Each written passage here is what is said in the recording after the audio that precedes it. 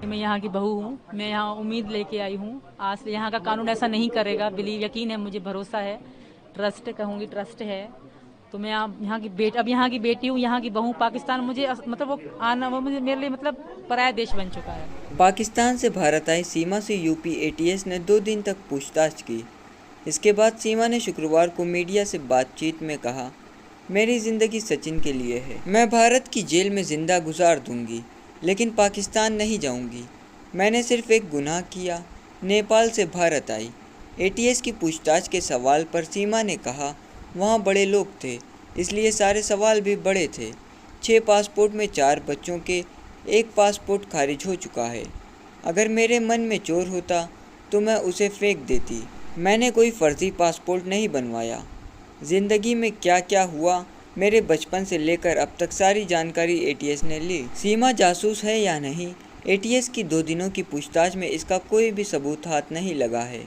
ऐसे में अब उसे पाकिस्तान भेजने की तैयारी है, क्योंकि सीमा पर जो आरोप हैं वो अवैध तरीके से भारत में घुसपैठ का है।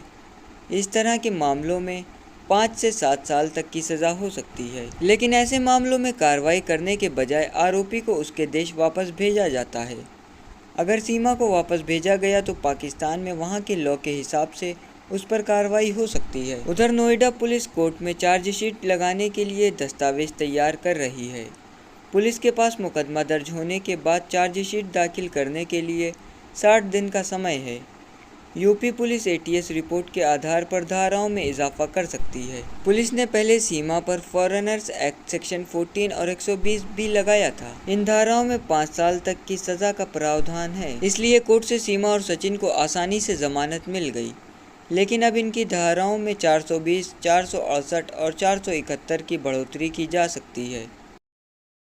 मेरी घरवाली है, ऐसा ना करें कि हम दोनों का जीवन खराब हो और हम दोनों बस सही सलामत रहना चाहते। मैं यहाँ की बहू हूँ। मैं यहाँ उम्मीद लेके आई हूँ। आज से यहाँ का कानून ऐसा नहीं करेगा। बिलीव, यकीन है, मुझे भरोसा है।